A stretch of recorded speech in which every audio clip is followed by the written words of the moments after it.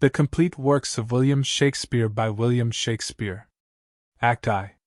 Scene I. Athens. A room in the palace of Theseus. Enter Theseus, Hippolyta, Philostrate, and attendants. Theseus. Now, fair Hippolyta, our nuptial hour draws on apace, for happy days bring in another moon. But oh, methinks, how slow this old moon wanes! She lingers my desires, like to a stepdame or a dowager, long withering out a young man's revenue. Hippolyta. 4 days will quickly steep themselves in night, 4 nights will quickly dream away the time, and then the moon, like to a silver bow new bent in heaven, shall behold the night of our solemnities. Theseus. Go, Philostrate, stir up the Athenian youth to merriments, awake the pert and nimble spirit of mirth, turn melancholy forth to funerals. The pale companion is not for our pomp. Exit Pichilostrate. Hippolyta, I wooed thee with my sword, and won thy love doing the injuries, but I will wed thee in another key, with pomp, with triumph, and with revelling. Enter Aegeus, Hermia, Lysander, and Demetrius. Aegis. Happy be Theseus, our renowned duke. Theseus. Thanks, good Aegis. What's the news with thee? Aegis. Full of vexation come I, with complaint against my child, my daughter Hermia. Stand forth, Demetrius. My noble lord, this man hath my consent to marry her. Stand forth, Lysander. And, my gracious duke, this man hath bewitched the bosom of my child. Thou, Lysander, thou hast given her rhymes, and interchanged love tokens with my child. Thou hast by moonlight at her window sung, with feigning voice, verses of feigning love, and stolen the impression of her fantasy with bracelets of thy hair, rings, gauds, conceits, knacks, trifles, nosegays, sweetmeats, messengers of strong prevailment in unhardened youth. With cunning hast thou filched my daughter's heart, turned her obedience, which is due to me, to stubborn harshness. And, my gracious duke, be it so she will not hear before your grace consent to marry with Demetrius, I beg the ancient privilege of Athens. As she is mine I may dispose of her, which shall be either to this gentleman or to her death, according to our law immediately provided in that case. Theseus. What say you, Hermia? Be advised, fair maid. To you your father should be as a god, one that compassed your beauties, yea, and one to whom you are but as a form in wax by him imprinted, and within his power to leave the figure or disfigure it. Demetrius is a worthy gentleman. Hermia. So is Lysander. Theseus. In himself he is. But in this kind, wanting your father's voice, the other must be held the worthier. Hermia. I would my father looked but with my eyes. Theseus. Rather your eyes must with his judgment look.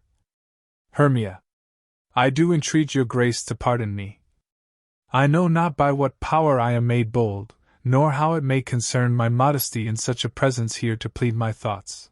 But I beseech your grace that I may know the worst that may befall me in this case, if I refuse to wed Demetrius. Theseus. Either to die the death, or to abjure forever the society of men. Therefore, fair Hermia, question your desires, know of your youth, examine well your blood, whether, if you yield not to your father's choice, you can endure the livery of a nun, for I to be in shady cloister mewed, to live a barren sister all your life, chanting faint hymns to the cold fruitless moon. Thrice blessed they that master so their blood to undergo such maiden pilgrimage, but earthlier happy is the rose distilled than that which, withering on the virgin thorn, grows, lives, and dies, in single blessedness. Hermia. So will I grow, so live, so die, my lord, ere I will yield my virgin patent up unto his lordship, whose unwished yoke my soul consents not to give sovereignty. Theseus. Take time to pause, and by the next new moon the sealing day betwixt my love and me for everlasting bond of fellowship. Upon that day either prepare to die for disobedience to your father's will, or else to wed Demetrius, as he would, or on Diana's altar to protest for austerity and single life. Demetrius. Relent, sweet Hermia, and Lysander, yield thy crazed title to my certain right. Lysander. You have her father's love, Demetrius. Let me have Hermia's. Do you marry him? Aegis. Scornful Lysander, true, he hath my love, and what is mine my love shall render him, and she is mine, and all my right of her I do estate unto Demetrius. Lysander. I am, my lord, as well derived as he, as well possessed. My love is more than his, my fortunes every way as fairly ranked, if not with vantage, as Demetrius. And which is more than all these boasts can be, I am beloved of beauteous Hermia. Why should not I then prosecute my right? Demetrius, I'll avouch it to his head, made love to Neater's daughter, Helena, and won her soul, and she, sweet lady, dotes, devoutly dotes in idolatry, upon this spotted and inconstant man. Theseus. I must confess that I have heard so much, and with Demetrius thought to have spoke thereof, but being over full of self-affairs, my mind did lose it. But Demetrius. Come, Aegis, you shall go with me. I have some private schooling for you both. For you, fair Hermia, look you arm yourself to fit your fancies to your father's will, or else the law of Athens yields you up, which by no means we may extenuate, to death, or to a vow of single life. Come, my Hippolyta. What cheer, my love? Demetrius and Aegis, go along. I must employ you in some business against our nuptial, and confer with you of something nearly that concerns yourselves. Aegis. With duty and desire we follow you. Exeunt all but Lysander and Hermia. Lysander. How now, my love? Why is your cheek so pale? How chance the roses there do fade so fast? Hermia. Belike for want of rain, which I could well beteem them from the tempest of my eyes. Lysander. Ay me! For aught that I could ever read, could ever hear by tale or history, the course of true love never did run smooth. But either it was different in blood, Hermia. O cross! Too high to be enthralled to low.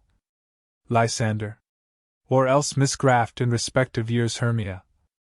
O spite! Too old to be engagged to young. Lysander. Or else it stood upon the choice of friends, Hermia. O hell! To choose love by another's eyes. Lysander.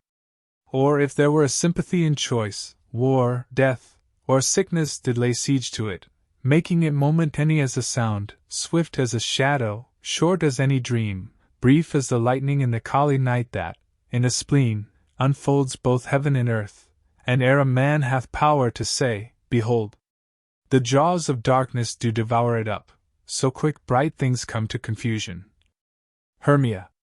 If then true lovers have ever crossed, it stands as an edict in destiny. Then let us teach our trial patience, because it is a customary cross, as due to love as thoughts and dreams and sighs, wishes and tears, poor fancy's followers. Lysander. A good persuasion, therefore hear me, Hermia. I have a widow aunt, a dowager of great revenue, and she hath no child. From Athens is her house remote 7 leagues, and she respects me as her only son. There, gentle Hermia, may I marry thee, and to that place the sharp Athenian law cannot pursue us. If thou lovest me then, steal forth thy father's house tomorrow night, and in the wood, a league without the town, where I did meet thee once with Helena to do observance to a morn of May, there will I stay for thee. Hermia. My good Lysander. I swear to thee by Cupid's strongest bow, by his best arrow with the golden head, by the simplicity of Venus' doves, by that which knitteth souls and prospers loves, and by that fire which burned the Carthage queen when the false Trojan under sail was seen, by all the vows that ever men have broke, in number more than ever women spoke, in that same place thou hast appointed me, tomorrow truly will I meet with thee. Lysander. Keep promise, love. Look, here comes Helena. Enter Helena. Hermia. God's speed, fair Helena. Whither away? Helena. Call you me fair? That fair again unsay. Demetrius loves your fair. O happy fair! Your eyes are lodestars and your tongue's sweet air more tunable than lark to shepherd's ear, when wheat is green, when hawthorn buds appear. Sickness is catching. O'er favour so, yours would I catch, fair Hermia, ere I go. My ears should catch your voice, my eye your eye, my tongue should catch your tongue's sweet melody.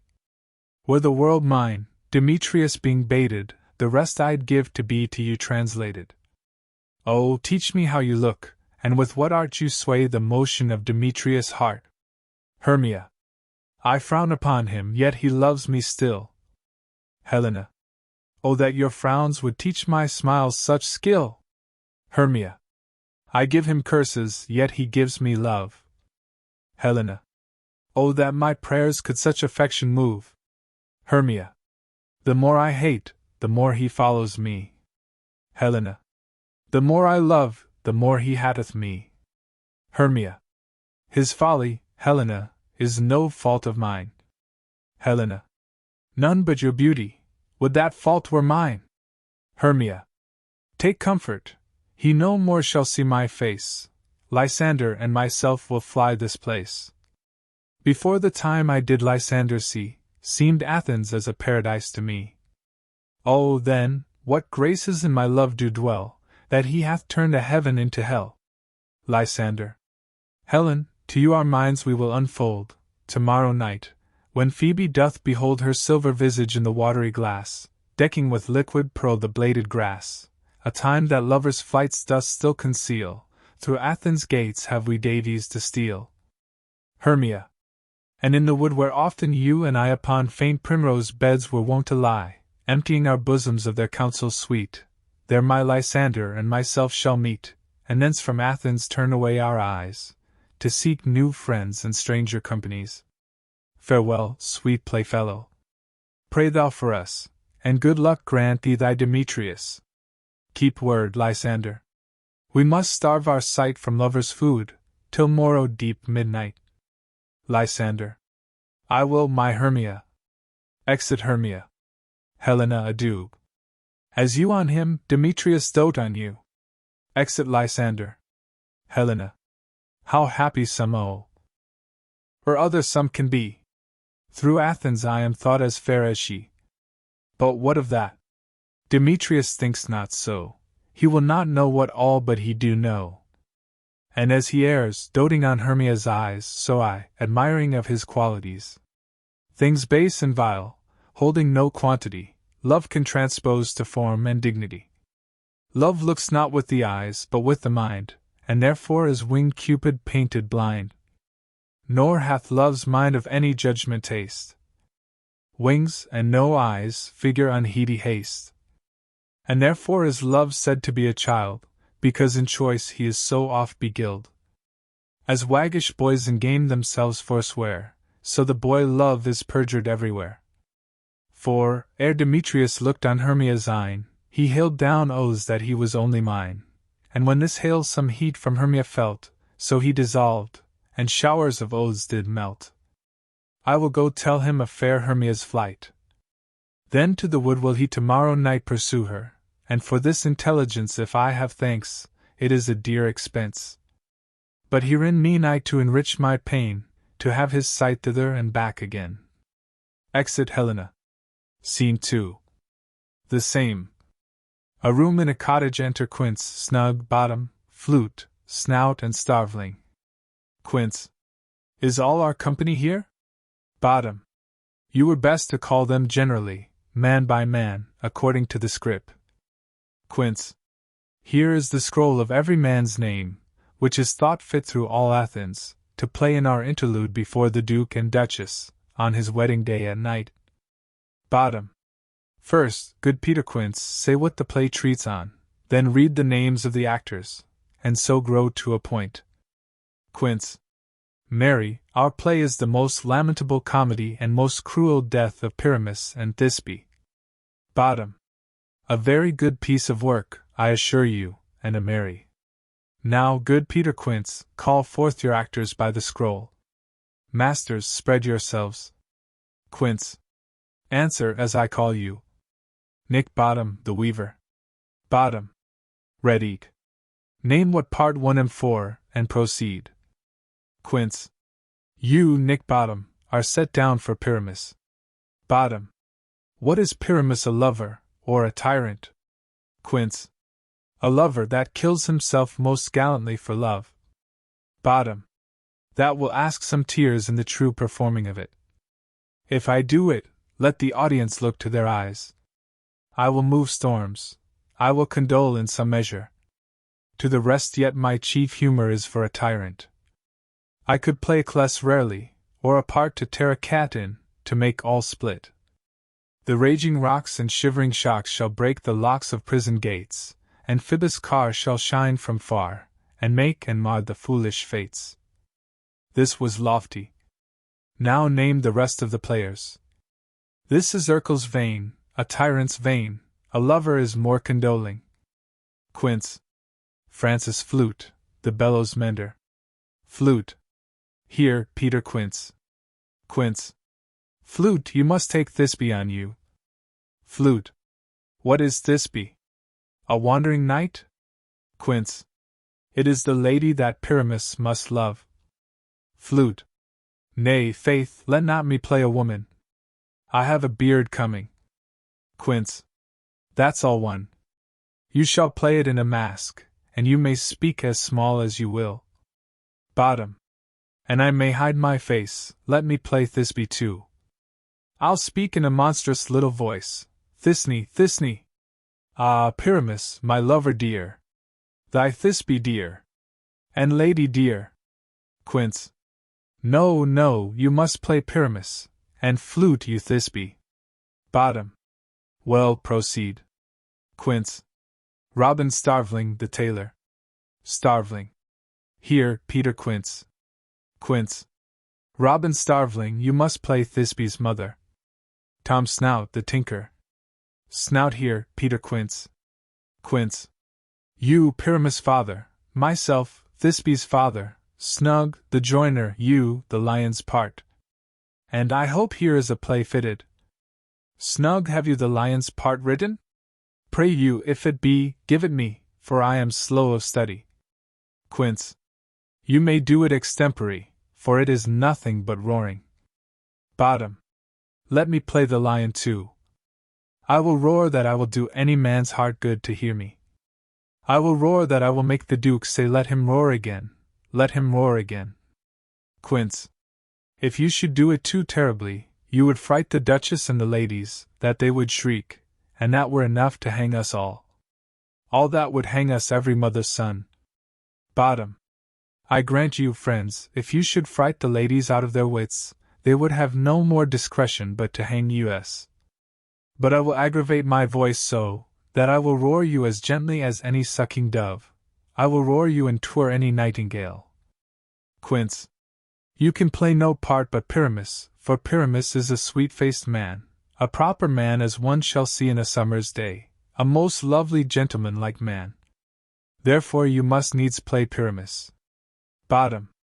Well, I will undertake it. What beard were I best to play it in? Quince. Why, what you will. Bottom. I will discharge it in either your straw-colored beard, your orange-tawny beard, your purple and grain beard, or your French crown-colored beard, your perfect yellow. Quince. Some of your French crowns have no hair at all, and then you will play barefaced. But, masters, here are your parts, and I. And to entreat you, request you, and desire you, to con them by tomorrow night, and meet me in the palace wood, a mile without the town, by moonlight. There will we rehearse, for if we meet in the city, we shall be dogged with company, and our devices known. In the meantime I will draw a bill of properties, such as our play wants. I pray you fail me not. Bottom. We will meet, and there we may rehearse most obscenely and courageously. Take pains, be perfect. Adieu.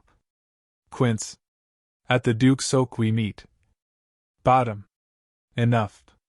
Hold, or cut bowstrings. Exeunt.